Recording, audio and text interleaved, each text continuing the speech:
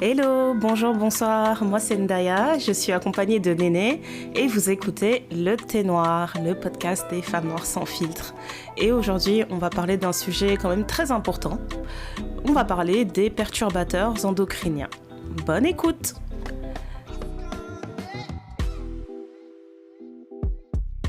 Coucou Néné, comment ça va? Eh bien, ça va et toi? Ça va. Comme d'habitude, avant que tu me demandes, oui, je bois encore un thé à la menthe. Et toi?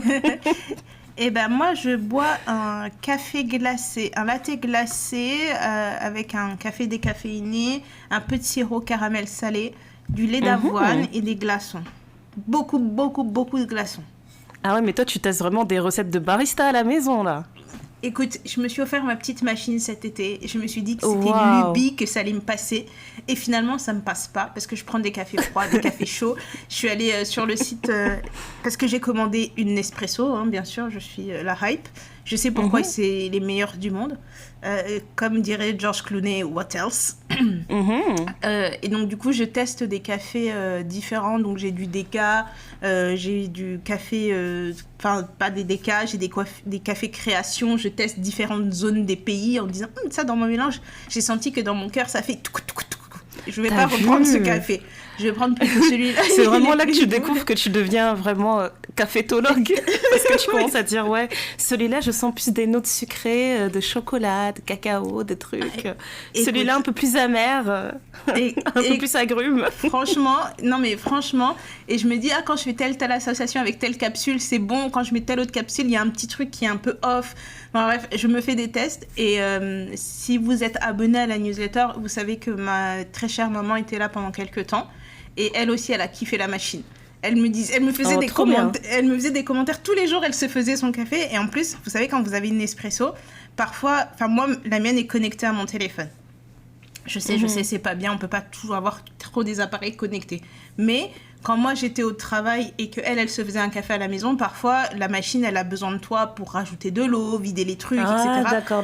Donc, je reçois une notification. Votre machine Nespresso a besoin de vous. Et c'était des moments où moi j'étais au travail. Moi, donc j'aime je pas, savais que c'était pas moi. c'est leur manière de dire ça, en fait, que j'aime pas. J'aime pas la formulation. Ma machine, c'est pas un être humain. Hein. Ne me dis pas qu'elle a besoin de moi. C'est pas vrai. C'est le client qui veut du café a besoin de ton aide, pas la machine. Mais attention, je savais que ma très chère maman, à ce moment-là, faisait son petit café de l'heure de son goûter ou de, tu vois, post-déjeuner. Et elle me faisait des commentaires. En tout cas, les capsules, là, elles étaient bonnes. Hein. Si tu peux acheter les autres, quand même pareil. Parce que les autres, là, j'ai moins bien aimé. Je dis, mais maman, elle me dit, non, ça, c'était vraiment très, très bon. Mais les autres, là... j'ai hâte de repasser, tiens. Bah, viens, j'ai hâte de repasser, je vais tester tout ça, là. Et franchement, j'ai acheté... je pense que la première commande que j'avais faite, j'avais pris 5 trucs différents. Et en plus de ça, quand tu es un premier client... il t'offre, tu vois, une panel de trucs pour déguster. Pour comme ça, tu découvres vraiment de tout. C'est une boîte découverte avec une capsule de chaque truc, chaque région et des trucs qui te sont expliqués. Et là, j'ai recommandé. Et cette fois-ci, j'ai pris vraiment, je crois que j'ai pris une dizaine de cafés différents où j'ai fait moitié café, moitié café déca, moitié café pas déca. Et donc, du coup, il y en a qui sont plus doux, il y en a où... Tu vois, tu peux le boire en café au lait chaud. Il y en a d'autres, je me dis, en fait, ça, juste chaud, je peux pas. C'est un rail de coke pour moi. Enfin, je serais dans des non, états. Je suis d'accord avec toi. Et franchement, je prenais pas ça au sérieux avant, mais il y a des endroits où je peux prendre du café d'affilée toute la journée. Ça me fait rien. Et il y a d'autres endroits, vraiment, ça va me faire des palpitations. Mais c'est direct. Ça. Non, franchement.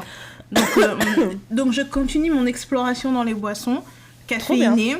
Je suis toujours une matcha girl, hein, faut pas me négliger. Non, le matcha, c'est trop important. Oui, mais comme ça fait baisser le taux de fer dans le sang et que j'ai déjà pas beaucoup de fer dans mon sang, je prends pas trop de matcha. Mais tu vois, je me dis, au moins j'ai de quoi faire à la maison et même me faire des créations. J'ai toujours dans mon algorithme des suggestions matcha fraise avec la confiture et le konigna, matcha Moi, je violette. supporte pas ceux qui proposent des trucs avec de la purée de fruits dedans, là. Écoute, j'ai pas encore osé passer le pas pour l'instant. Je suis encore au niveau des sirops, soit matcha pur classique, soit avec un petit sirop encore, mais un sirop les purées dedans et après des pétales de fleurs sur le truc. On veut juste boire une boisson chaude, calmez-vous. Oh, pourquoi les boissons se transforment en dessert comme ça? Écoute, je vais te faire des créations. Donc cette semaine, je fais une entorse au thé, même si je devrais prendre un grand thé avec du miel, avec du miel parce que ma voix me dérange. Mais je suis sur un matcha, enfin un thé glace, un latte déca avec un petit sirop de caramel. Moi, j'aime bien. Bon, voilà, alors, de mon côté, trois choses avant de rentrer dans le vif du sujet. Première nouvelle, on a une auditrice. Je ne sais pas si tu te rappelles, on l'avait vue à la première Galentine's, Eden. Mm-hmm. Elle a eu un petit garçon. Elle m'a écrit sur Instagram pour dire qu'elle a eu un bébé. J'ai dit « Ah, bébé du thé noir !» Rien à voir, mais bon. J'ai dit « un bébé du thé noir !» J'étais trop contente. Et en fait, ça m'a trop fait rire parce que... Elle a que des fils et elle a eu à nouveau un fils. Elle a dit, bah voilà, tu sais, tu essayes. Parfois tu gagnes, parfois tu perds. C'est un peu la roulette russe, cette affaire.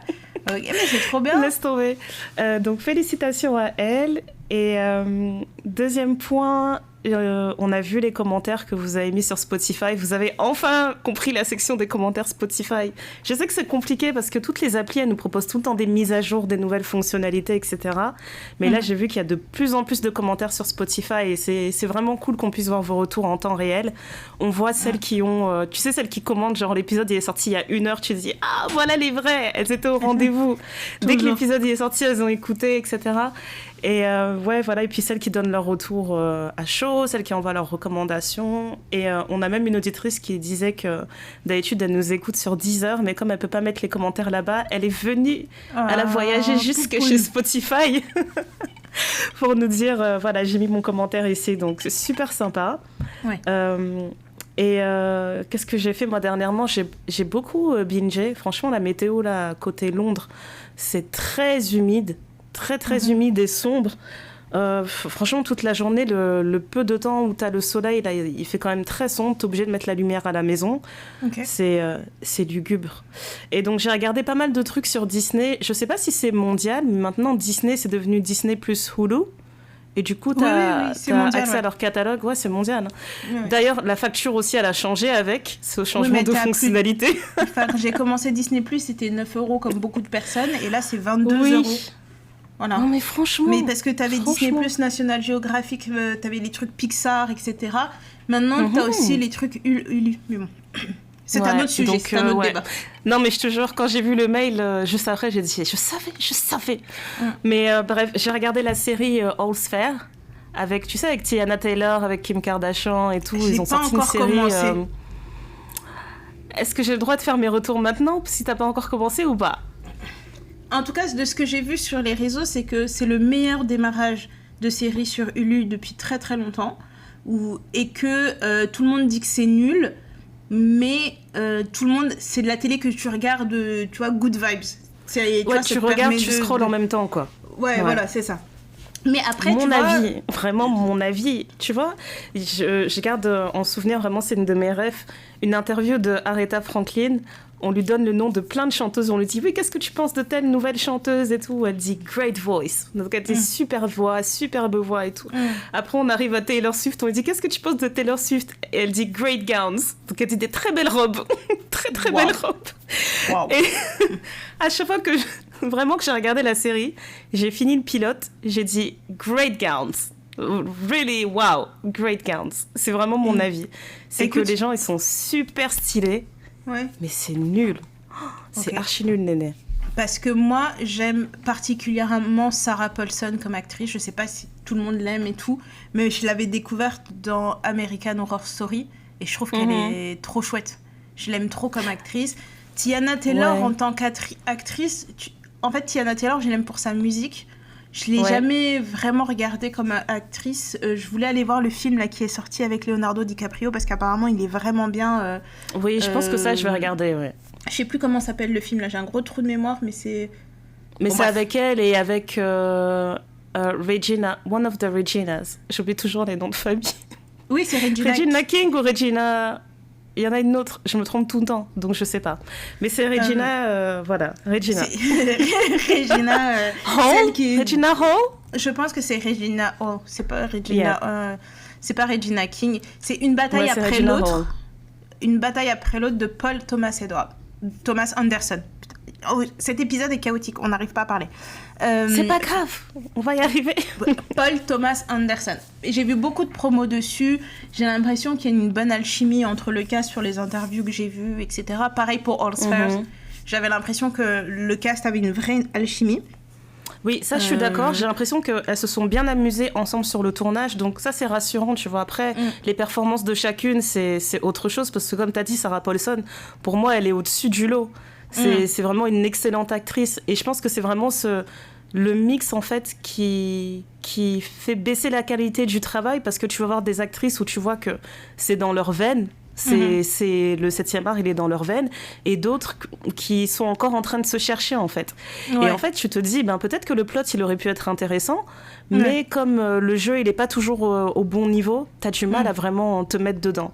Et après, comme tu dis pour Teyana Taylor, moi je l'aime beaucoup pour sa musique, mais j'aime aussi le côté qu'elle soit un peu tout terrain, tu vois, elle se laisse pas, elle se laisse tenter d'autres choses, acting, etc. Je sais qu'elle a fait plein d'autres trucs en dehors de la musique et de l'acting, donc j'aime bien cette idée-là, donc je vais toujours donner la chance aux gens, mais j'avoue que c'est dur de regarder Teyana Taylor et de pas la voir pour Teyana Taylor. Et au final, même le rôle qu'elle joue, c'est pas un rôle où elle sort de sa personnalité, de sa manière de parler, etc.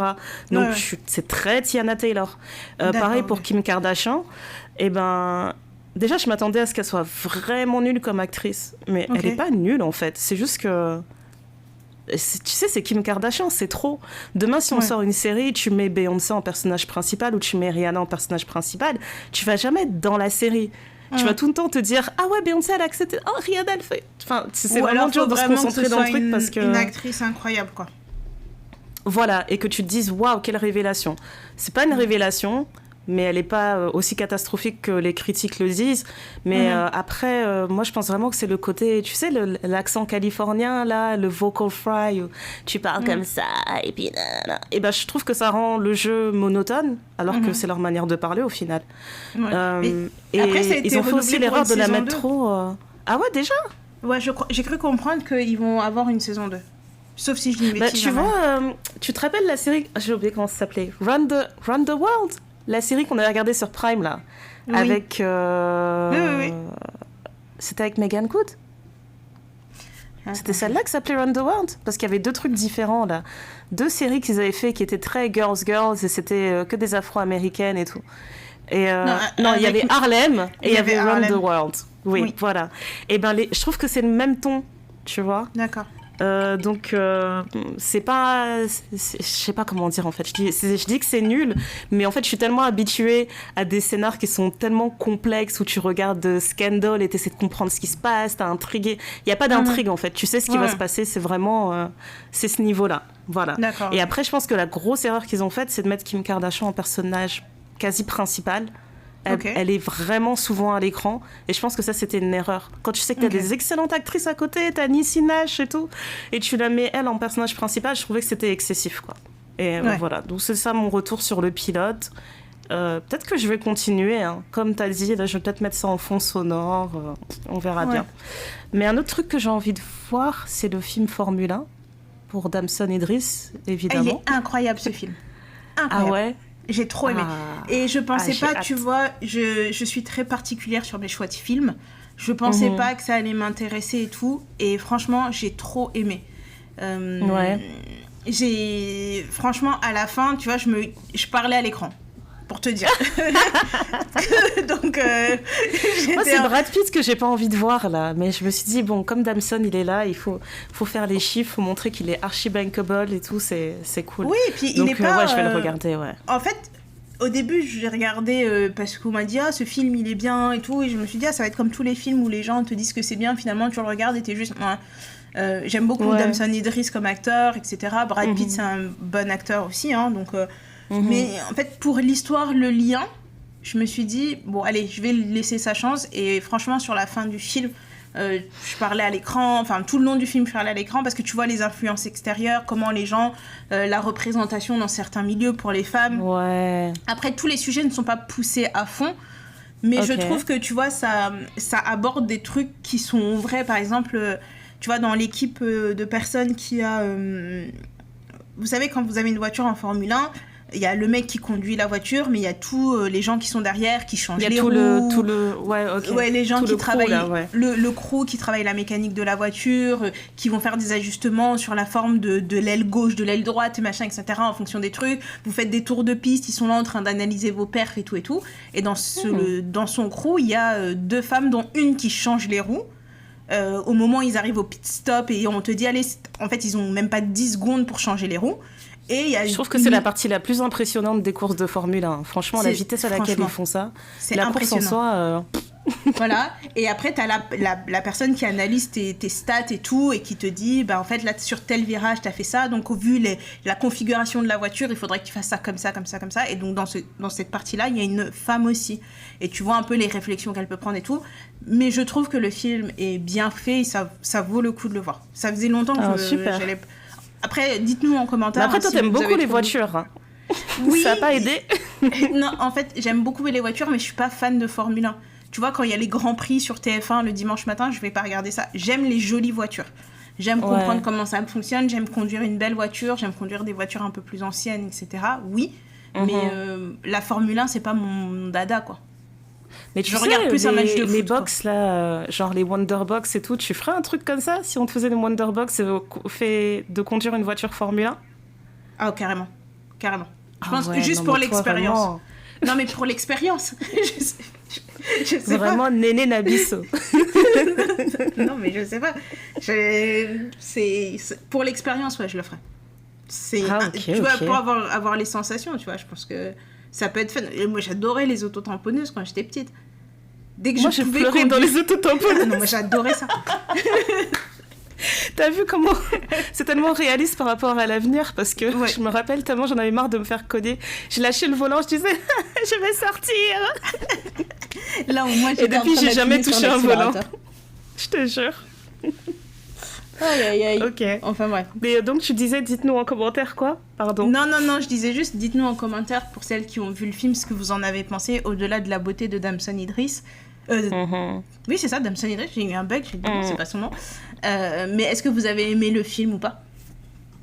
Mais je t'ai pas dit, Néné, il y a un truc ici, j'ai oublié comment ça s'appelle. Il y a une asso de cinéma, comment dire? Il y a un équivalent de Cinéwax à Londres, j'ai oublié le nom de l'asso, mais c'est littéralement le même credo. Et en fait, ils ont réussi à organiser un screening du film F1 avec Damson Idris. Avec un live question-réponse avec Damson Idris. Et en fait, à chaque fois, je reçois leur mail et je regarde tout de suite je reçois leur newsletter et dans le sujet, ils te disent de quel film ils vont parler. Et donc, je vois Formule 1 et tout. J'étais sur le point de swiper le mail et j'ai vu Formule 1 with live. Et là, j'ai appuyé sur le mail, genre pardon. Et en gros, j'ai reçu le mail. Au bout de 30 secondes, je l'ouvre et ça disait remplissez un formulaire pour pouvoir rencontrer Damson Idris et tout à la projection et poser vos questions. Et j'étais en train de faire du shopping avec Jazz et j'étais en train de répondre super vite. Elle me dit mais qu'est-ce que tu fais? Je dis non, tu comprends pas. Il faut que je remplisse ce formulaire tout de suite parce que je dis là, si le thé noir on peut aller à cette projection, vous allez plus respirer. Mais non, j'ai pas eu ma place, malheureusement. Ouais, c'est dommage, c'est la vie. Mais c'est la vie, mais c'est pas grave, tu le rencontreras dans d'autres circonstances. Ouais, on a le temps. On a le temps. Franchement. Donc, c'était pas le sujet aujourd'hui, mais allons-y, on peut rentrer dans le vif du sujet maintenant. Bien sûr. Oui, voilà, donc on voulait parler ce mois-ci des perturbateurs endocriniens.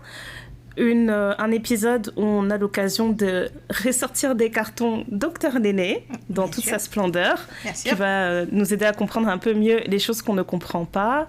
Et on trouvait que c'était super important, surtout pour les femmes noires, en fait, de parler de tous ces perturbateurs en fait qu'on peut retrouver dans énormément de produits du quotidien et dans certains en fait qu'on ne soupçonnerait même pas. Et vraiment pas forcément alarmer les auditrices ou quoi que ce soit, mais juste discuter du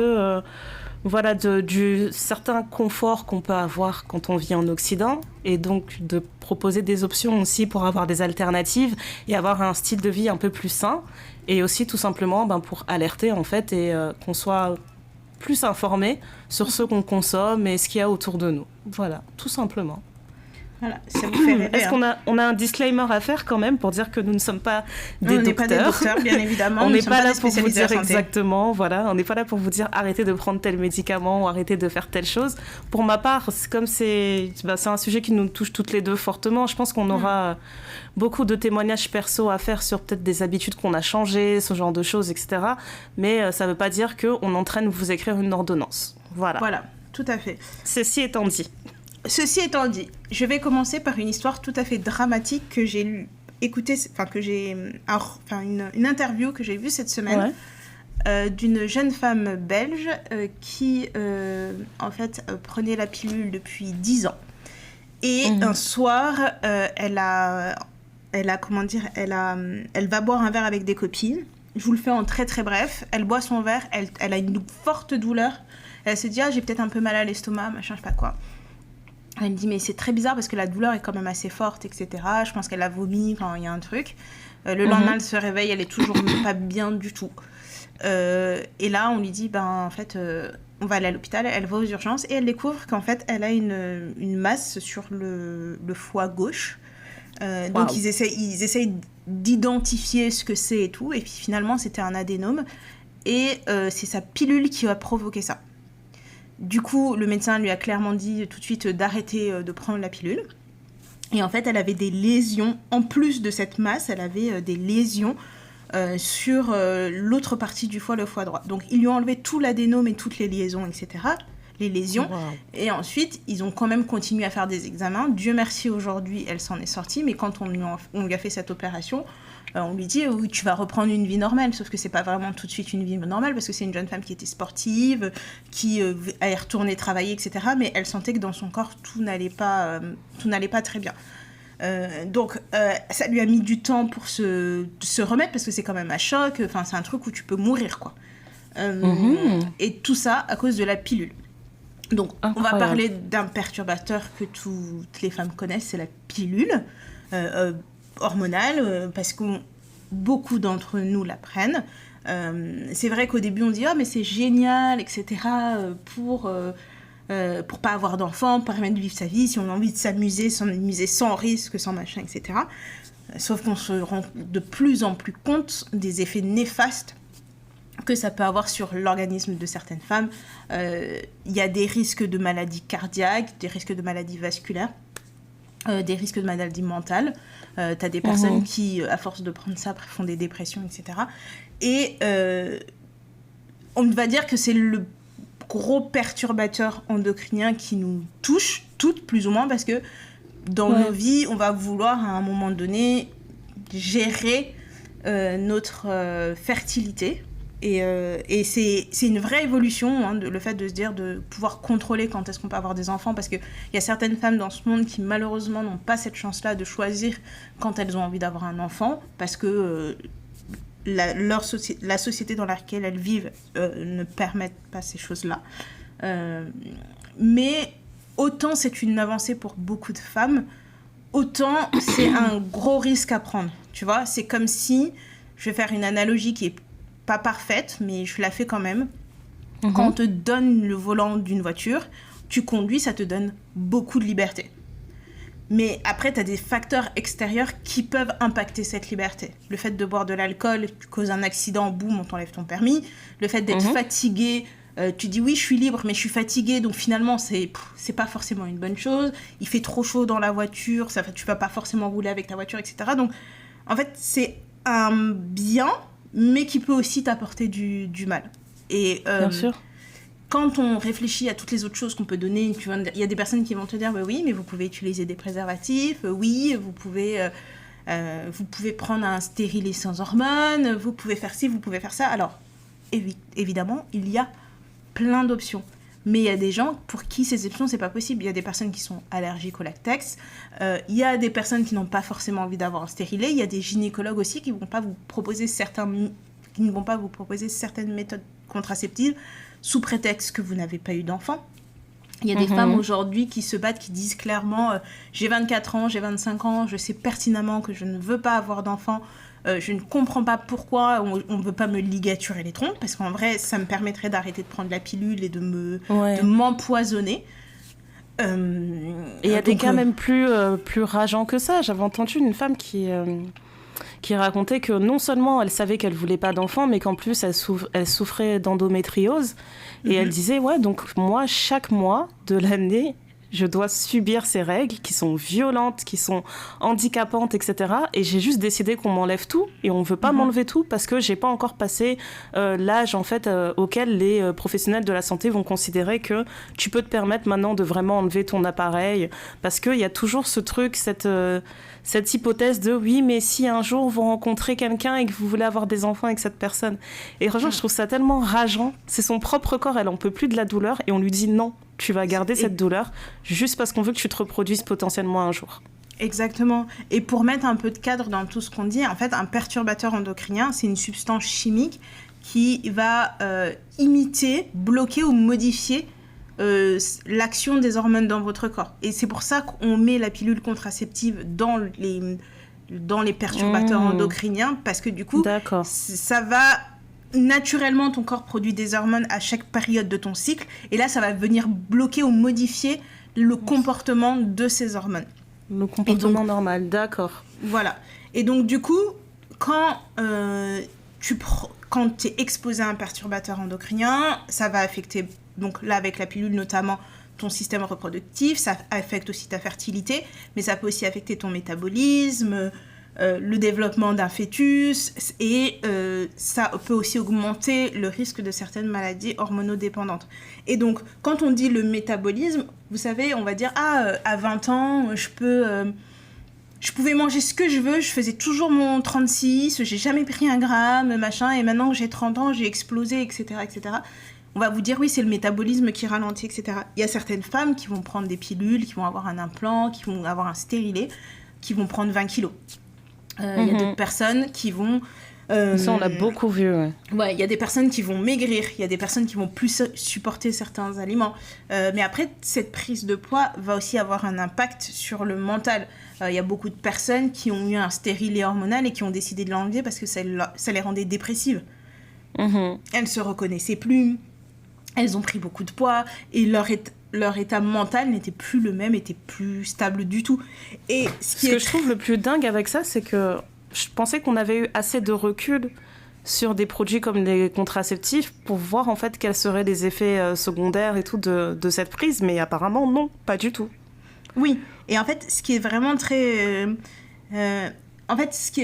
perturbant, c'est que là, clairement, c'est quelque chose qui est très, très identifié. Tu sais que la pilule, il y a beaucoup d'études qui montrent que, bon, bah voilà, c'est bon, maintenant, on comprend les effets secondaires.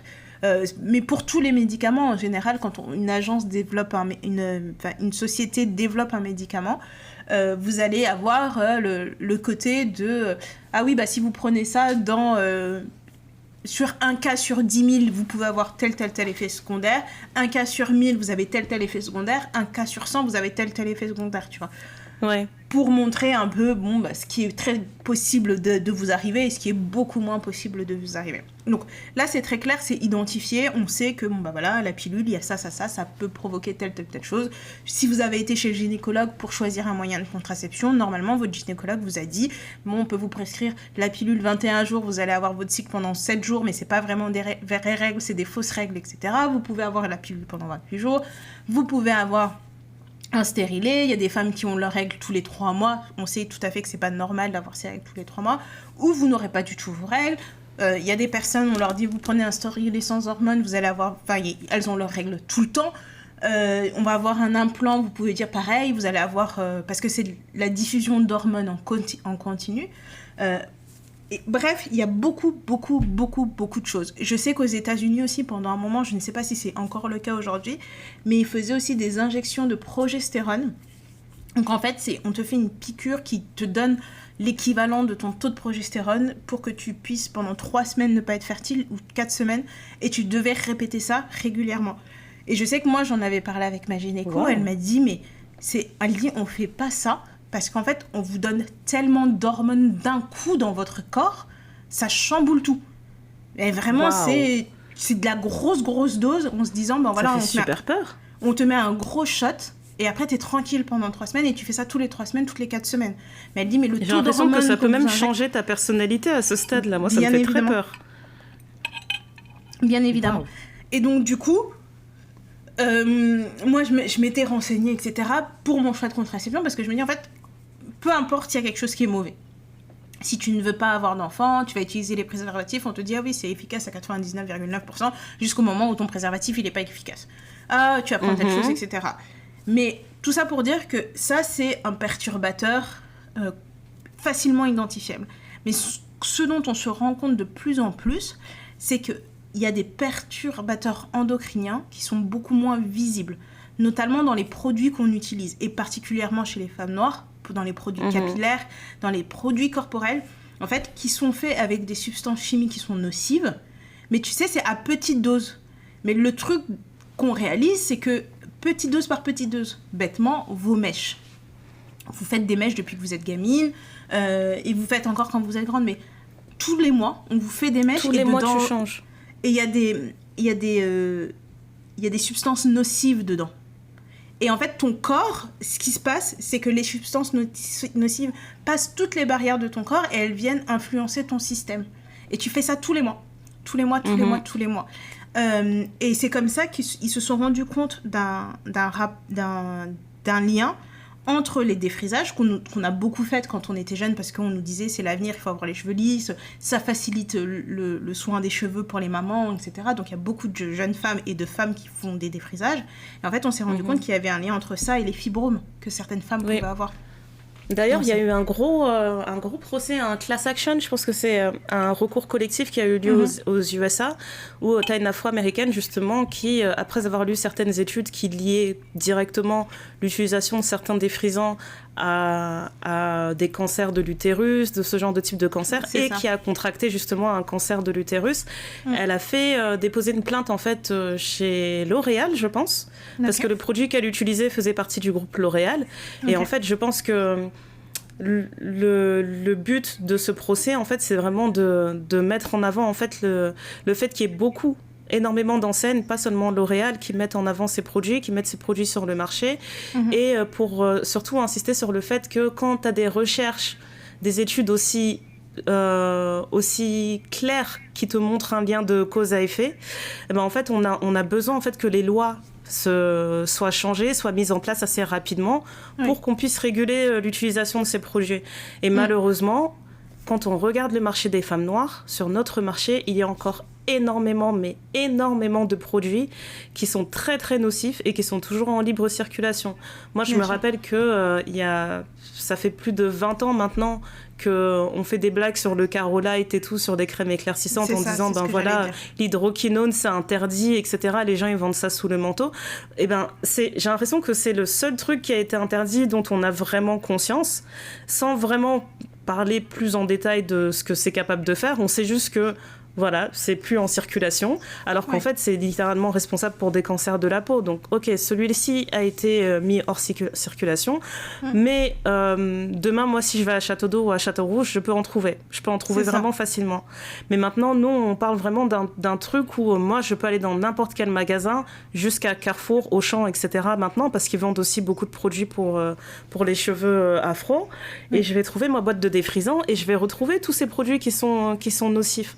Et ce qui m'a le plus choqué, en fait, c'est quand j'ai fait les recherches sur ce qu'on appelle les PFAS. Ça s'écrit PFAS, c'est une abréviation de polyfluor quelque chose. Je vais pas me faire mal à la langue aujourd'hui, j'arriverai pas à le dire, désolée. Mais c'est un microplastique, en fait. Et c'est le truc qui m'a le plus alarmée, dans le sens où vraiment j'étais en train de regarder autour de moi et j'ai eu envie de brûler ma maison en me disant mais c'est pas possible, tout est toxique.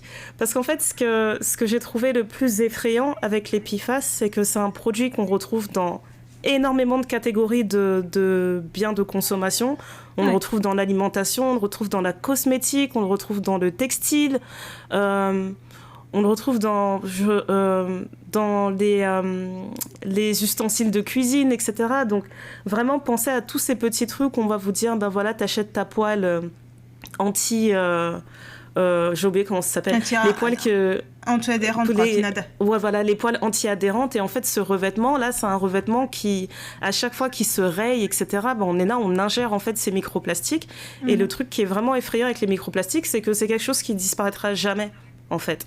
C'est le gros problème du plastique en général, c'est qu'on nous dit qu'il faudrait compter 1 millénaire pour que du plastique se dégrade complètement. Et quand c'est sous forme de microplastique, ça veut dire que c'est inhalé, ça veut dire que c'est ingéré, et ça veut dire que nous tous, comme on est là, on pense qu'on est des êtres biologiques organiques, mais en fait, on est déjà tous des biomanes, en fait. On a tous ces microparticules dans nos corps. Et en fait, quand j'ai un peu plus poussé les recherches là-dessus, ma question, c'était, une fois que c'est dans le corps, déjà de 1, est-ce qu'on peut les éliminer ? Et de 2, où est-ce que c'est nocif dans le corps ? Et le truc qui m'a le plus choquée, c'est par rapport aux protections périodiques, où en gros, on nous explique que dans les protections périodiques, il y a énormément de plastique, énormément du coup de microparticules, et le fait de placer une serviette ou de mettre un tampon littéralement en contact avec des muqueuses, ça veut dire que ça, c'est le moyen le plus rapide de prendre tous ces microparticules et de les mettre dans le corps. Voilà. Et franchement, ça m'a dépassée. Donc, j'ai fait mes recherches de quels produits, quelle protection périodique 100% organique je peux utiliser, etc. Et en fait, j'ai vraiment fait une liste des points d'action sur lesquels je pouvais faire certains changements pour éviter d'être surexposée à ça.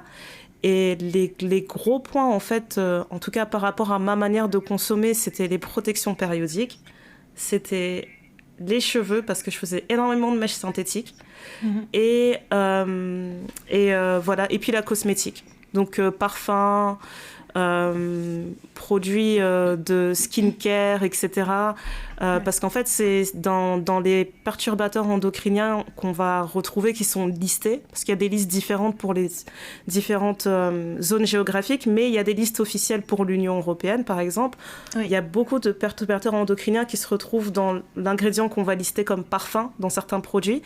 Et franchement, je me rappelle, on en avait parlé en plus, Néné, on se disait, mais c'est insupportable comment dans tous les produits que tu achètes maintenant, il y a une fragrance, en fait. C'est devenu obligatoire. Un baume à lèvres, ça n'a pas besoin de sentir, tu vois. Ça passe les stylos des gosses, les gosses, ils achètent des stylos à la fraise. C'est ridicule. Genre, mes enfants, ils ont des stabilos qui sont parfumés. Ton shampoing, il est parfumé. Le spray que tu vas mettre pour protéger tes boucles, c'est parfumé. Alors qu'on a déjà du parfum en soi, tout seul, qu'on peut acheter. Et donc, je suis vraiment devenue extrême sur ce point-là où je cherche tous mes produits du quotidien, genre déodorant, etc. Et je vais toujours chercher la version non parfumée. Et parfois, c'est tellement vicieux que tu vas même trouver un produit qui va te dire, par exemple, formule fraîche. Et même le frais, c'est un parfum. non, mais c'est ça. Même le frais, on te le vend comme un parfum, quoi. Ouais. Tu parlais des déodorants, mais il y avait les sels d'aluminium, si je dis pas de bêtises, dans les déodorants, où il y a beaucoup de marques qui ont arrêté d'en faire parce que, en fait, le déodorant en spray aussi, ça causait certaines choses. Quand tu parles de réglementation européenne, c'est vrai que c'est chiant. Et les réglementations changent beaucoup. Je pense que même vous, quand vous consommez certains produits, vous vous dites, tiens, ça goûte pas comme d'habitude. Je vais prendre des exemples simples et concrets. Les Golden Grams que moi, je mangeais quand j'étais gamine, aujourd'hui, je trouve que les Golden Grams n'ont plus de goût. Je me dis, mais c'est pas le même goût. Mais ils ont dû adapter les recettes, justement, dans cette optique de protection sur certains produits qui sont considérés comme cancérigènes. Quand vous prenez un Coca-Cola, le Coca-Cola que vous allez boire à Paris n'a pas le même goût que le Coca-Cola que vous allez boire à Kinshasa, que vous allez boire aux États-Unis, parce que les compositions sont différentes. Même si la base du produit reste la même, les compositions sont complètement différentes. Et un autre truc qui, moi, me touche beaucoup, c'est les bonbons. Je suis une grande consommatrice de bonbons. Et c'est vrai que dans certains bonbons, tu as des colorants, etc. Sauf qu'on s'est rendu compte que ces colorants pouvaient être cancérigènes. Donc, ils ont été interdits en France. Mais aux États-Unis, tu dis, ah, c'est bon, ça passe. Donc, ils continuent de vendre certains produits. Ils se disent, non, c'est le risque par rapport à ce que nous on vend, etc. Le risque est moins important. Donc, c'est pour ça qu'il y a certains produits que vous allez trouver uniquement sur le marché américain. Parce que le marché américain, la régulation considère que c'est OK. Et pour nous, là, en Europe, ils disent « Ah non, pour nous, c'est pas OK. » Et quand tu vois sur les lives TikTok, en fait, il y a beaucoup de gens qui font ça maintenant. C'est une niche que je veux pas tomber dedans parce que c'est incroyablement... Dis-moi, je suis tout oui. Et ben, en fait, c'est des gens qui ils ont plein de paquets de bonbons étrangers derrière eux. Et les gens les appellent et ils commandent et ils font des sacs de bonbons qu'ils envoient chez les gens. Et les gens, ils regardent des lives de personnes en train de faire des assortiments de bonbons pour d'autres personnes. I'm sold. Non mais, tu vois, et donc tout ça, ça rentre, tu vois, tu parlais des cosmétiques et tu parlais des produits pour les enfants et tout. Et moi, je me suis vraiment posée pour réfléchir parce qu'on va te dire pas de parabènes, pas de phtalate, pas de bisphénol, les alkyphénols, formaldéhyde, tout ça. Et tu te dis, mais... Ouh là là, ça fait beaucoup de produits. Et en regardant mes produits de beauté, en faisant mes recherches avant de faire cet épisode, je me suis dit, c'est vrai que j'achète beaucoup de produits sans parabènes. C'est vrai que j'achète beaucoup de produits sans phtalate, sans bisphénol. Quand ma fille était petite, je voulais des biberons en verre. Je voulais pas, tu vois, je voulais des jouets en bois, des machins, etc. Et toutes ces choses, on va se dire, oh là là. Au fur et à mesure, chaque année, il y a une nouvelle étude qui sort. Chaque année, on ajuste nos habitudes de consommation. Ouais. C'est ça. Et toutes ces choses-là où les gens se disent, oh, mais t'es une bobo, tu fais un peu trop... tu veux trop faire la maman chic, truc. Non, en fait, parce que c'est aussi pour le bien-être de son enfant et pour son bien-être à soi. Comme tu disais, moi, j'utilise des produits sans odeur, sans truc, parce que je n'en peux plus de mélanger fraises, pommes, oranges, truc. Et en plus de ça, je me suis rendu compte que c'est tout aussi efficace. Là, on est passé dans des températures qui sont beaucoup plus fraîches. Beurre de karité pur, bio, brut, tout ce que tu veux, c'est ça que je mets l'hiver. Quand on va passer en été, je vais changer sur autre chose. Mais là, je mets vraiment que du beurre de karité brut sur mon corps. J'adapte la quantité. Quand c'est le soir, je vais être un peu plus lourde sur ma quantité. Mais le matin, je vais faire ça en très, très léger. Et ça fonctionne très, très bien. On me dit que... Mais franchement, c'est trop important que tu aies donné cet exemple-là parce que j'étais en train de me dire, connaissant les femmes noires de notre entourage, je sais que chez les Noirs, il y a ce problème des Jeux Olympiques, de l'hygiène, de la propreté, où c'est très difficile de changer certains produits parce que tu veux t'assurer que t'es propre. Tu veux pas être quelqu'un de sale. Tu veux être à tout prix propre. Et dans le propre, on associe bien entendu l'odeur et t'as pas envie de sentir certaines odeurs. Et j'ai vraiment envie que justement, on me donne des sortes de cheat codes en fait, de vous dire ok ouais ce produit là tu peux plus l'utiliser, je sais il sentait super bon, ça te donnait l'impression d'être la plus fraîche des plus fraîches, mais tu peux faire une alternative, genre le beurre l'hiver, tu vas avoir le teint qui brille, tu vas avoir un glow, etc. Ça va être super. Si tu veux sentir un peu plus frais, il y a des huiles essentielles, tu peux trouver des petites alternatives où tu mets des gouttes de temps en temps ici et là, t'es pas obligé de mettre le déodorant qui sent le coton frais ou je sais pas quoi. Ce genre de choses, quoi. Et en plus, moi, ce que je veux dire aussi par là, c'est que je comprends qu'on ait envie de sentir bon. Je suis la première à toujours vouloir sentir bon. Mais c'est là où, comme on dit, il y a certaines choses sur lesquelles il ne faut pas lésigner pour la qualité. Tu vois, tu peux faire de la malbouffe de temps en temps, mais ça ne doit pas être ton quotidien parce qu'après, tu vas te créer des maladies cardiovasculaires. Parce que tu vas avoir trop de cholestérol, parce que tu vas te faire de l'hypertension, parce que tu as tellement mangé salé, etc., que tu vas te déclencher des trucs. Donc ça, c'est une chose. Et je veux pas inciter les gens à dépenser au-dessus de leurs moyens, mais parfois, il faut le faire. Il faut acheter certaines choses, tu vois. Moi, je me souviens, ma grand-mère m'a offert une casserole. Il n'y a aucun revêtement à l'intérieur. Limite, ce serait une cocotte le creuset. Tu vois, c'est vraiment un truc en céramique ou je sais pas quoi et tout. Et ben, tu te dis, avec cette casserole, elle a fait à manger pendant des générations et des générations. Le jour où ça grillait, elle frottait un peu plus. Elle t'explique quoi utiliser pour bien nettoyer ta casserole. Puis tu repars de plus belle. Et parce qu'en plus, ce genre de produit, c'est pour améliorer le quotidien, tu sais, pour faciliter le quotidien, mais à quel prix ? Ouais, exactement. En fait, on a tous ces trucs qui se font hyper vite, machin, où tu prends une pouche de jus de fruits, tu vas prendre une purée dans un truc, etc. Mais tu as des plastiques partout qui sont en contact avec tes aliments, tu as toutes ces choses qui sont en contact avec tes aliments. Là, il y a une étude qui est sortie sur le fait du bienfait des biberons en verre pour les enfants, parce qu'on s'est rendu compte que dans les bisphénols, etc., tu en as dans tous les plastiques que les enfants utilisent au quotidien. Les enfants qui mettent un peu tout à leur bouche, dans leurs jouets, dans leurs machins, si en plus aussi dans leurs biberons, etc. Et on se rend compte que quand bien même c'est un plastique de haute qualité, parce qu'ils vont te dire non, c'est un plastique de tellement haute qualité, ça ne va pas transpercer. En fait, les plastiques transpercent toujours. Peu importe la qualité. C'est un plastique, quoi. Ça transperce toujours. Là où un verre, ça ça transperce pas. Et tu te souviens, à l'époque, le lait était dans des bouteilles en verre, les boissons étaient dans des bouteilles en verre. Là, on te vend plus. Et il y avait tout un plastique. système de recyclage, de quoi de conserve, pardon. Oui, mais en fait, J'essaie de me rappeler du terme, oui, voilà. Non, c'est pas conserve. On faisait... Ah merde. Tu sais, tu venais ramener tes bouteilles vides Consigne. et tout. La consigne. Merci. Oh là là. Il y avait Voilà. tout ce système-là, c'était très bien de faire les consignes. Mais j'imagine que c'était beaucoup moins cher d'utiliser du plastique pour tout et de jeter. Parce que si ça a fini par changer, ouais. Le plastique, c'est beaucoup moins cher. Et alors là, vous avez une aînée qui est dans une phase de sa vie où elle veut tout changer. Et je me suis découvert une passion pour la vaisselle. Donc, je fais... tu l'as découvert vraiment? Parce que ça date, hein. Non, en fait, genre la vaisselle et les casseroles. Donc là, je suis dans un truc où je T'es dans ta phase de le creuser? Alors, je vais pas acheter du le creuser parce que je pense que tu peux trouver des choses très très bien et peut-être un peu moins chères, mais notamment sur les poêles.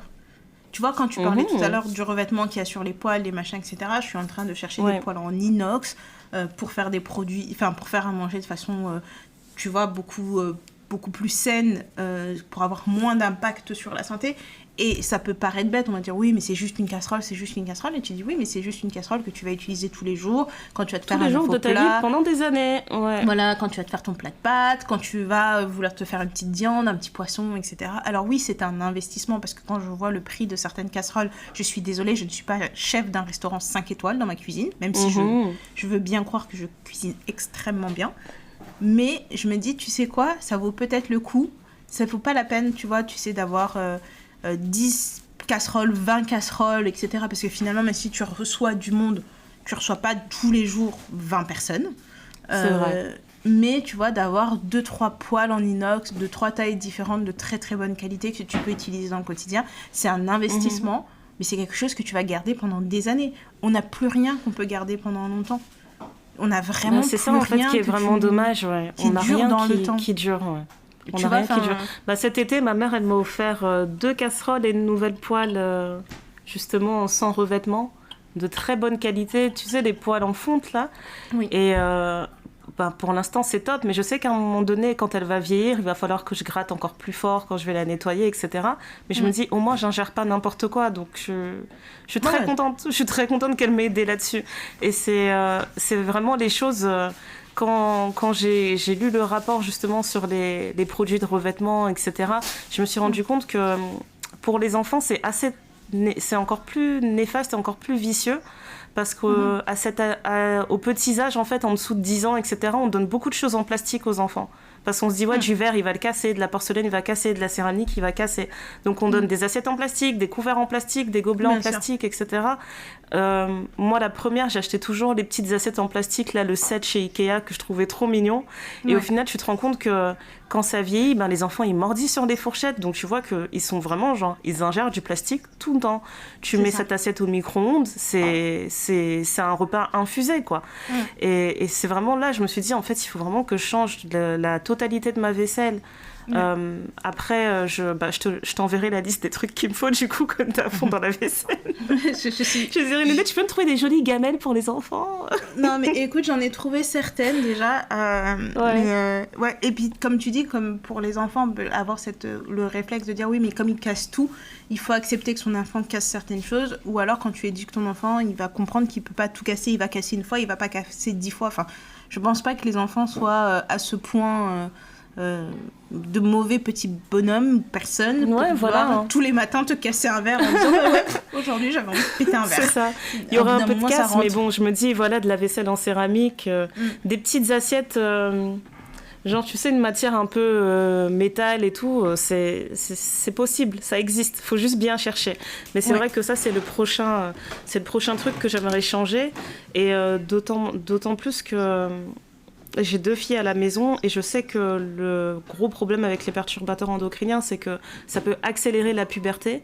Et ça, c'est vraiment le truc qui m'inquiète le plus. En fait, j'ai envie qu'elles puissent rester des enfants dans des corps d'enfants aussi longtemps que possible par rapport à leur âge, si possible. Et donc, quand je réfléchis comme ça, je te dis, là, elles sont dans un âge où la cosmétique, ça les intéresse.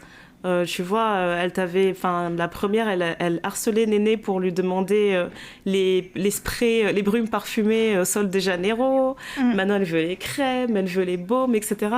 Et je veux vraiment limiter ce truc où...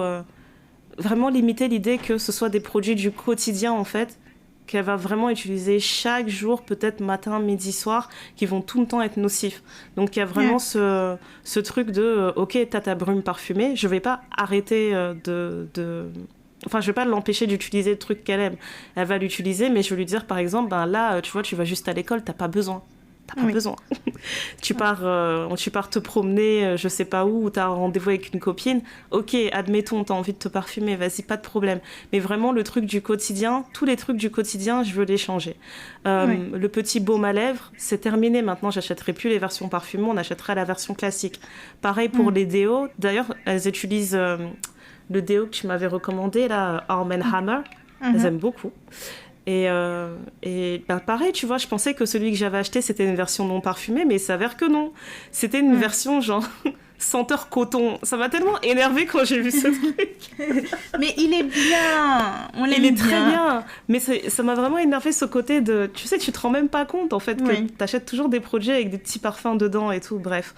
Donc, on reste sur ça. Et après, pour tout ce qui est produits du corps, des huiles, les beurres, les crèmes, etc., je vais choisir plutôt d'aller en parapharma d'office, parce que après peut-être que je me trompe, hein, mais d'office dans ma tête je me dis qu'en parapharma j'imagine qu'il y a certains produits qui passent un autre niveau en termes de qualité, tu vois, en termes de qualité et de genre tester dermatologiquement, etc. Donc je me dis ça va être peut-être moins nocif, pas forcément parfaitement innocent, mais au moins moins nocif. Après, pour le synthétique, ça c'est vraiment le truc sur lequel c'est la grosse bataille, parce que j'aimais trop faire des tresses en fait comme coiffure protectrice. Je sais qu'il y a beaucoup de marques qui se sont lancées pour faire des mèches naturelles, notamment une marque américaine qui s'appelle Rebundled qui avait sponsorisé notre dernière Galentine's, où ils ont créé des mèches de fibres naturelles en fait de fibres végétales maintenant, pardon, qui permettent d'être une alternative aux mèches type expression. Après, il faut vraiment se dire que ça, c'est pas pour toutes les bourses, parce que je sais que les gens qui achètent un paquet Canet Calon à 2,50 € ou à 3,50 €, ils sont pas prêts à mettre 10 fois plus d'un coup pour la même quantité de mèches. Mais il faut juste se dire en fait que là, c'est une innovation pour le bien-être des consommatrices, et de se dire que les marques qui font ça, elles ont vraiment à cœur la santé des consommatrices et pas juste de faire du chiffre. Ça, c'est très important. Et je pense qu'on est encore au tout début, parce que je vois pas mal de marques qui commencent à sortir sur ce sujet. Donc, aux États-Unis, on a Rebundled. En France, on a la marque Lady Hair. Ça s'écrit Leidi, qui fait des mèches à partir de fibres de bananier. Et pareil, elle vient tout juste de lancer sa marque aussi. S'il vous plaît, ne venez pas m'agresser quand vous allez voir les prix. Parce que je me rappelle, on a parlé sur Twitter, et il y a une fille qui m'écrit en DM, elle m'a dit « Mais ça va pas la tête ?» J'ai jamais dit que ça coûtait 2,50 €. C'est jamais sorti de ma bouche. Mais c'est un début. Et après, il y a encore des alternatives entre les deux. Ça, c'est une reco que je fais, mais je n'ai pas encore testé le produit, j'aimerais bien le tester. Mais il y a une marque belge qui s'appelle Lufira, Lufyra, qui, je pense, est une marque pas faite de fibres végétales, mais qui reste une fibre synthétique, mais hypoallergénique. Voilà. Et ça, c'est vraiment l'option la moins chère des moins chères que vous trouverez. Mais pour ma part, en fait, je me dis, si c'est vraiment dans l'optique d'éviter les microplastiques, je pense pas que tu vois que ça réponde à cette question-là. Mais ça reste hypoallergénique, parce que je sais qu'il y a beaucoup de gens qui utilisent des mèches Canet Calon, qui ont le cuir chevelu qui est très irrité, etc. Donc peut-être que ça répond à ce problème-là. Mais après, moi, ce que j'avais vu par rapport au PFAS en particulier, c'est que là où c'est le plus néfaste, c'est dans le système reproductif et au cerveau. Donc moi, je me dis, si je fais des tresses synthétiques, là, c'est directement tout près de mon cerveau. Je suis pas à l'aise, tu vois. Et en plus, si vous vous rappelez bien, quand vous faites des tresses, c'est toujours quand vous faites les mèches synthétiques, on finit par mettre vos mèches dans une casserole d'eau chaude. Et donc, les vapeurs, en fait, que vous ingérez à ce moment-là, mais c'est archi toxique. Et c'est vraiment ce truc, pour ma part, hein, c'est vraiment mon angle mort. Je sais que je touche du bois, hein, peut-être que ça arrivera, mais je sais que j'arriverai jamais à enlever complètement les mèches synthétiques de mes routines, en fait. Donc, j'essaie de faire en sorte de le faire moins souvent, de ne pas changer de coiffure tous les mois, etc. Mais moi, c'est vraiment les cheveux ça m'a abattue parce que je me suis dit, comme pour tous les problèmes sociaux, il y a un coup, mais on dirait qu'il y a un deuxième coup qui attend toujours les femmes noires. Je me suis dit, voilà. On nous a dit arrêtez les défrisants, arrêtez les texturizers, arrêtez les lissages brésiliens, etc. On nous dit ne mettez pas du naturel, le naturel c'est pas bien spirituellement parlant, etc. Et maintenant le synthétique aussi ça l'est. Donc en fait, quelle est l'option saine et quelle est l'option la plus safe? C'est une option qui coûte extrêmement cher. Extrêmement cher. Je suis d'accord avec toi, mais c'est comme beaucoup de choses où en fait ça a commencé très cher et ensuite ça s'est démocratisé. Tout ce que je peux souhaiter, c'est que ça se démocratise au point où, comme avant, on trouvait un shampoing sans parabènes, il fallait aller dans des boutiques spécialisées. Maintenant, au supermarché, tu peux trouver des produits sans parabènes. Et il y a aussi tout l'effet qu'on nous vend, tu vois, où un shampoing, c'est censé mousser, c'est censé faire, tu vois, un truc, machin. Non, c'est pas censé faire ça, c'est censé nettoyer. De la même façon que quand ils vendaient les pubs pour les serviettes hygiéniques, le liquide qu'on mettait pour les serviettes hygiéniques, c'était du bleu. Ben non, en fait. Enfin, le sang, c'est rouge, quoi. Enfin, je vois pas pourquoi ils mettent du bleu. Et donc, ils changent beaucoup de choses. Ça va plus ou moins vite. Comme tu dis, il y a de plus en plus de marques qui se lancent, notamment pour les femmes noires, et parfois, ça reste cher. Mais ça veut pas dire aussi qu'il faut tout arrêter, parce que ça serait complètement hypocrite de notre part de dire que, bah, du coup, nous, on fait plus tout ça, c'est pas vrai. Enfin... Non, c'est vraiment ça, en fait, de trouver un juste milieu, parce que je t'avoue que, en fait, quand t'es mise face à ce genre d'informations, tu sais, t'as toujours l'effet choc, d'abord, où tu te dis, mais... Donc, ça veut dire que pendant toutes ces années, je m'empoisonnais sans le savoir, et donc, t'as vraiment le choc de... Et donc, il faut que j'arrête tout ça, alors que je pense que la manière la plus saine de pouvoir éliminer ces risques sur le long terme, justement, c'est de réduire petit à petit, jusqu'à ce que vous vous rendiez compte, en fait, qu'il y a certaines catégories dont vous n'avez plus du tout de besoin et vous pouvez vous en séparer, en fait. Exactement. L'idée, c'est vraiment de limiter au maximum, parce que là, on parle de consommation à un niveau personnel, mais ça changerait en fait que moi, quand je vais être dans la rue, je vais être exposée à toutes les personnes qui se parfument, à toutes les personnes qui utilisent certains produits que moi, j'utilise plus. Pollution. Juste la pollution. Voilà. En fait, il y a ce que nous, on peut contrôler et il y a les autres. Et les autres, c'est pas ce que eux ils font, c'est tout ce qui est rejeté dans l'air, etc. Si tu travailles en entreprise et que tu veux aller prendre un truc pour déjeuner, ben, tu as des boîtes qui sont faites en plastique. Si tu commandes un truc à manger, etc., ils vont pas amener ta commande de Deliveroo ou Uber Eats dans un plat en verre. Ils t'exposent aussi à certains plastiques ou quoi. Ok, si tu vas aller manger au restaurant, moi je sais pas quel ustensile le monsieur il prévoit comment il prépare dans sa cuisine. Je suppose que ce sont des choses de bonne qualité et tout, mais en fait on n'est pas en train de vous dire qu'il faut devenir des hurluberludes et de décider que ah non mais moi j'ai la science infuse et que tout ce que vous faites c'est mal et vous vous refermez sur vous-même parce que vous avez envie de... Comme dans toute chose, il faut faire preuve de modération. Il y a des choses qu'on peut éviter pour les cheveux, mais il y a des trucs qui sont... Par exemple, si toi, ton produit, c'est celui-là qui fonctionne bien, bah, utilise ton produit et tu vas essayer de couper ailleurs ou tu vas essayer de voir si ça existe pas. Et puis, n'hésite pas aussi à contacter la marque et à leur dire ce serait bien si vous faisiez une version sans parfum, sans truc. Ah, on aime beaucoup, ça. Vous pouvez changer un peu la formule, voilà. C'est ça. Et tu vois, il y a beaucoup de marques aussi où parfois ils veulent changer des formules de produits, même sur les parfums ou quoi aux caisses, parce qu'il y a certains... En fait, en Europe, tu as beaucoup d'ingrédients qui rapidement apparaissent sur les listes de produits interdits.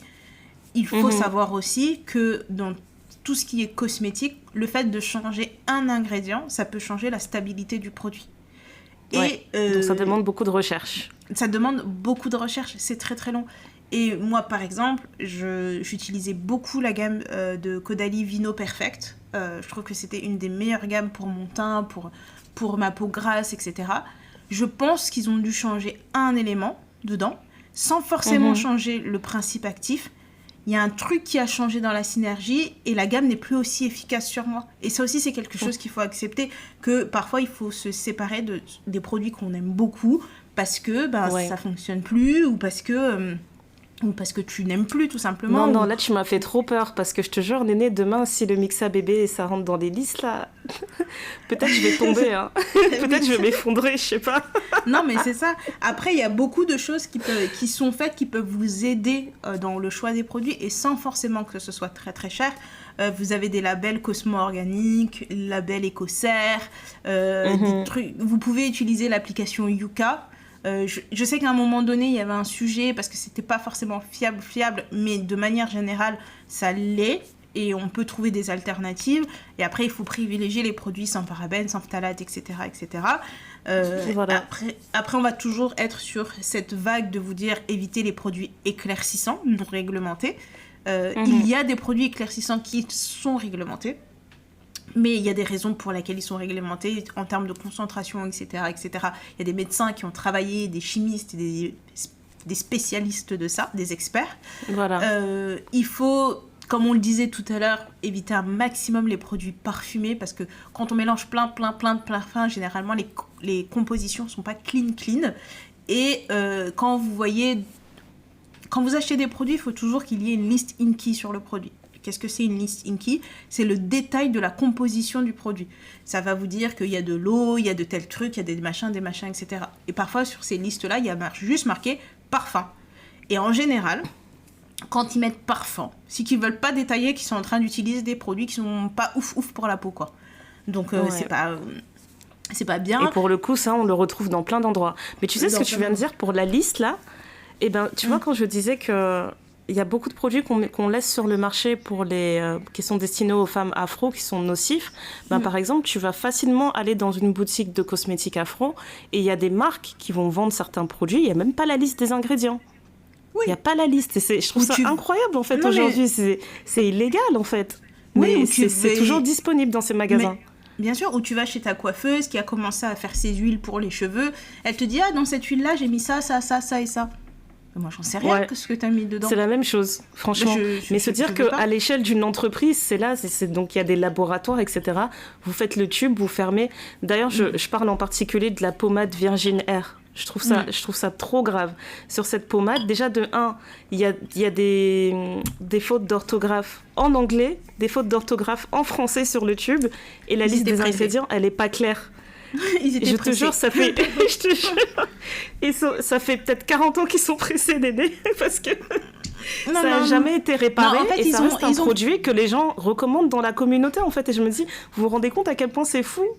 En fait, ils ont fait beaucoup d'étiquettes avec des fautes d'orthographe. Ils n'avaient pas le budget pour changer les étiquettes. Ils se sont dit, c'est pas grave, on écoule le stock. Et quand on va faire les nouvelles, on va corriger. Nous, c'est la formule. Voilà. Ils ont dit, nous, c'est la formule, nous, c'est les résultats. Nous, c'est pas le Becherel, la grammaire, tout ça. Nous, on est dans les résultats. C'est de la folie. Franchement. Après, ce qu'on peut aussi vous conseiller quand vous êtes à la maison, et moi, je sais que ma mère me le disait souvent, mes tantes me le disaient souvent... quand à la maison, le matin, on aère la maison. Et en fait, parce que beaucoup de perturbateurs endocriniens sont volatiles. Donc, le fait d'aérer 10-15 minutes la maison, le fait de renouveler son air, tu te protèges. Et je mets des grands guillemets quand je dis ça. Parce que ça permet de les faire sortir. Mais tu sais, c'est quand on dit que tu as un virus à la maison, le fait d'aérer, de changer l'air, tu nettoies ta maison et tu fais sortir des trucs. Il faut bien sûr éviter les plastiques chauffés au micro-ondes, parce que ça aussi, le micro-ondes, ça nous fait gagner du temps, mais finalement, c'est une folie, parce que toutes ces ondes que ça envoie... Après, il y a des détox aussi qui sont possibles. Ouais. Il y a des manières de faire des détox pour le corps qui ne vont pas enlever tous les microplastiques, mais qui sont quand même efficaces. C'est important de savoir que consommer des produits antioxydants, ça aide. Ça aide à faire de la détox. Et d'ailleurs, parmi ces produits, il y a le matcha. Oui, le matcha. Par contre, il est conseillé de le boire vraiment version traditionnelle. Donc vraiment préparer le matcha, de l'eau chaude et de ne pas ajouter de sucre, de ne pas ajouter le fouet, mais pas ajouter les laits, etc. Ça, c'est quand vous avez envie d'une boisson confort. Mais si vous êtes vraiment dans une optique de prendre une boisson qui va vous soigner de l'intérieur, un petit shot de matcha vraiment préparé traditionnellement, c'est excellent. Et ça. Et du coup, comme on disait aussi, favoriser un peu tout ce qui est en inox, en verre, en bois, au maximum, pour manger, pour préparer à manger, pour jouer, etc. c'est vraiment chiant parce que vous vous dites là, quand vous regardez votre maison, vous dites en fait, il faut que je change tout ça. Et c'est un budget de changer tout ça. On ne vous dit pas de tout changer parce que... Mais comme on l'a dit, c'est... En fait, ça a tellement d'impact sur tellement d'aspects de notre vie, de notre corps, qu'il faut faire attention à certaines choses. Et peut-être vous pouvez commencer par un petit chantier. Vous dites, ah ben moi j'utilisais toujours les serviettes hygiéniques Always. Et ben là, je vais basculer sur la gamme We Love Green parce que c'est coton bio, machin truc, etc. Et que tu vois, en plus, ce que tu disais sur les mèches synthétiques, le fait que le marché va évoluer et que les prix vont changer, pour les protections périodiques, je pense que c'est un très bon exemple. Parce qu'au début, en fait, je pense que c'est toujours le cas, il y a des protections périodiques qui coûtent quand même très cher dans le côté organique, mais on retrouve des marques comme la marque Flo qui propose une alternative vraiment moins chère, en fait, qui va matcher les prix des protections périodiques dites classiques, les plus nocives. Après, il y a aussi une marque, je pense, c'est afro-américaine. Ouais, c'est une marque afro-américaine qui s'appelle The Honey Pot. Donc le pot de miel. Excellente marque. Et ça, on va dire, c'est milieu de gamme. Milieu de gamme. Oui. Et vraiment, elle a poussé son truc. Je pense que ça fait au moins plus de 10 ans qu'elle travaille ses formules pour les serviettes hygiéniques, pour les tampons. Et elle est vraiment passée à un niveau supérieur où c'est infusé avec certaines herbes, avec certaines huiles essentielles, etc. pour aider dans différents cas, pour alléger les crampes, etc. Donc vraiment un truc... très poussé vers le naturel, vers l'ayurvédique. Voilà. Donc il y a tout ça. Mais je mettrai la liste de tous les trucs que j'ai cités dans la description. Oui, bien sûr. Voilà. Et puis on partagera avec vous un maximum de choses. Et si vous avez des choses ou c'est des exemples ou des marques qu'on n'a pas citées, on est preneuse. L'idée, c'est de grandir ensemble et d'améliorer ce monde ensemble. Nous, on n'est pas, on sait pas tout, on se renseigne, on apprend tous les jours. Et quand on apprend, on partage parce qu'il n'y a que comme ça, en alertant les communautés. C'est pas une personne qui a eu un cancer à cause des produits éclaircissants qui s'est cachée, qui a fait que les gens ont commencé à dire « Attends, c'est bizarre, faudrait peut-être qu'on fasse un petit peu plus attention à ça. » Et surtout que on s'est rendu compte vraiment que les perturbateurs endocriniens avaient un réel impact sur les cancers hormonaux dépendants. Notamment le cancer du sein, cancer de l'utérus, etc. Et ce sont des cancers qui se répandent vraiment beaucoup dans la communauté africaine.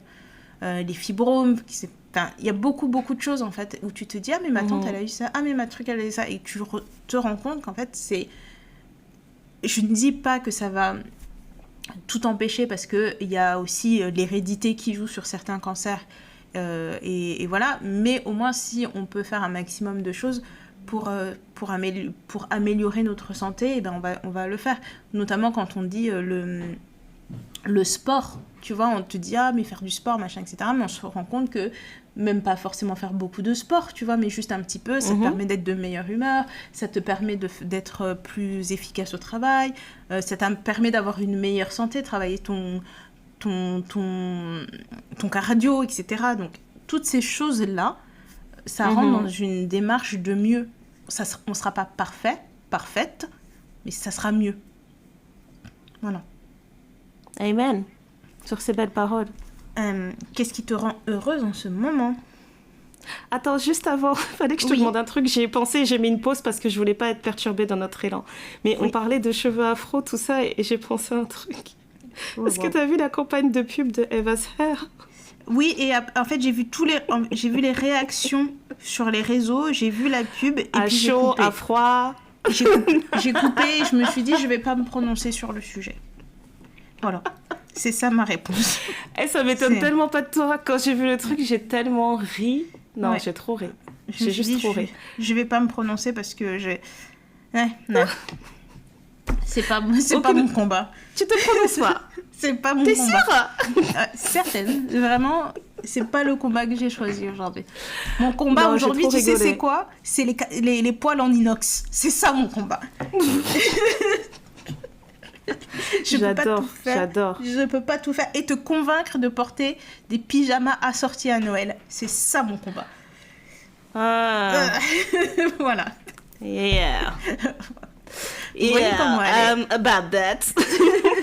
Après, elle va vous dire que je lui fais pas de câlin. Mais moi, je lui demande des choses simples. Vous voyez, elle commence à déborder. Non, mais regarde, tu viens de le dire. Ok, on échange. Un câlin, pyjama assorti. Il n'y a pas de souci. C'est deal ou pas deal? On aura cette conversation en dehors du podcast. Je pense Voilà. que nos auditrices n'ont pas besoin d'entendre tout ça. Non, elles ont besoin, justement. C'est non. très important. On n'a pas besoin d'un jury pour cette décision. On en parle entre nous. Du coup, qu'est-ce qui te rend heureuse en ce moment? Qu'est-ce qui me rend heureuse? Ce qui me rendrait heureuse. Non, qu'est-ce qui me rend heureuse? Laisse-moi réfléchir. Je dois sûrement avoir des trucs qui me rendent heureuse, mais je cherche un truc en particulier un peu sympatoche. Voyons voir. Déjà, Noël, c'est cool. C'est plutôt cool. Ah, j'ai trouvé un truc qui me rend heureuse, Néné. Je sais qu'il n'y a pas longtemps dans le podcast, on avait parlé du fait que Pinterest, c'était notre appli préférée, etc. Et moi, je te disais, ouais, ce qui m'agace, par contre, c'est qu'ils mettent de plus en plus de contenu IA et ça m'énerve. Pinterest a entendu nos prières, Néné. Si tu vas dans les paramètres de Pinterest et que tu vas dans tes préférences, tu peux décocher tout le contenu qui est créé par une intelligence artificielle. Incroyable. Tu peux les décocher, Néné, tu peux les enlever. Non, mais et je te jure, j'ai vu ça, j'ai dit, à quand sur Twitter, à quand sur Instagram, je ne peux plus les voir, ces contenus IA, je n'en peux plus. Donc oui, merci Pinterest, vraiment, je les aime. Alors, ils ont tout compris. Si je peux faire une petite confession, le contenu IA que j'aime beaucoup sur les réseaux, c'est les histoires des chats. Les chats humanisés, là, humanoïdes, où tu vois une chatte. J'ai honte de l'avouer. Mais ça, vraiment, ça me fait toujours rire parce que je me dis des histoires incroyables. Incroyables. Oui, ça m'énerve, mais bon. Mais ça, plus que... Ouais. Ça m'énerve. Non, mais vraiment... En tout cas, allez dans vos paramètres Pinterest si vous en avez marre comme moi. Moi, je l'ai en français, c'est Refine Your Recommendation. Donc, j'imagine que c'est genre ajuster vos recommandations. Vos préférences. Et après, t'as vos préférences, ouais. Et puis, t'as plusieurs onglets. T'as les gens auxquels t'es abonné, t'as les boards, les tableaux que t'as créés, etc. Et t'as un onglet qui s'appelle IA générative. Et en fait, tu peux... Tout est coché par catégorie art, beauté, machin. Tu peux tout enlever. J'ai tout enlevé et depuis, c'est magique. C'est si paisible, Néné. C'est tellement beau. Mais écoute, je m'en vais de ce pas faire cette petite, ce petit ajustement sur Pinterest. Voilà, c'est ça qui me rend très heureuse en ce moment. Et toi? Ce qui me rend heureuse en ce moment, c'est le contenu de Carmelia sur TikTok. C'est une femme noire qui raconte des histoires de crimes. Je pense que je peux regarder ses vidéos toute la journée. La façon dont elle raconte, les trucs, les rebondissements. La fille que tu vois là, elle était là, elle faisait ci, elle faisait ça. Je suis à chaque fois que je tombe sur une de ses vidéos, parce que j'essaie de pas tout regarder, mais je suis toujours prise. L'intrigue, etc. Moi qui adore les émissions de meurtre, de trucs et tout, de crimes, tout ça. Non, mais je te jure, toi et ton frère, vraiment, Dupont et Dupont sur ça. Oh là là, j'en peux plus, moi. On fait des choix dans sa vie. Et moi, dans ma vie, ça m'apaise. Peut-être qu'au fond de moi, je suis un serial killer, mais ça m'apaise. Dexter, New York Unité Spéciale, New York Section Criminelle, tout ça, là. C'est ce qui m'apaise. Et moi, je suis persuadée que il y a une partie, enfin une tranche de la population qui a genre le truc, on va dire qui a le génome peut-être, je sais pas, et qui soit l'utilise en mode j'assassine, ou alors l'utilise pour démasquer les assassins. C'est juste ça en fait. Qu'est-ce que t'en fais? Voilà. Écoutez, moi je vous demande aussi des recommandations de podcasts. J'aime beaucoup l'heure du crime. Là j'ai écouté aussi les salauds de l'histoire. En fait, il y a beaucoup. Donnez-moi vos recommandations sur des histoires un peu de gens pas recommandables, mais tu vois, voir le monde autrement, quoi. Je sais pas. Grave. Et t'as commencé le bouquin, là, All My Mothers, ou pas?